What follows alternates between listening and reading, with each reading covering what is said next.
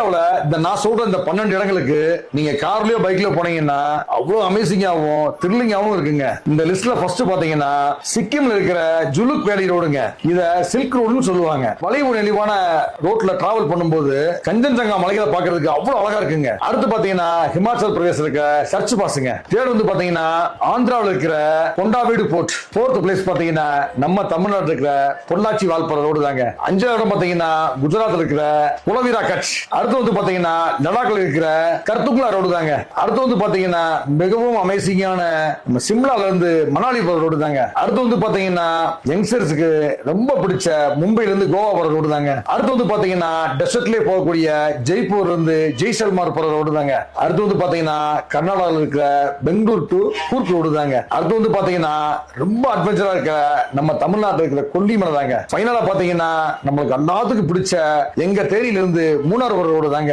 எனக்கு தெரிஞ்ச இடங்கள்லாம் சொல்லியிருக்கேன். இதுல நீங்க எந்தெந்த இடங்கள்லாம் போயிருக்கீங்க அமேசிங்கா இருக்குன்னு சொல்லி கமெண்ட்ல வந்து கமெண்ட் பண்ணுங்க.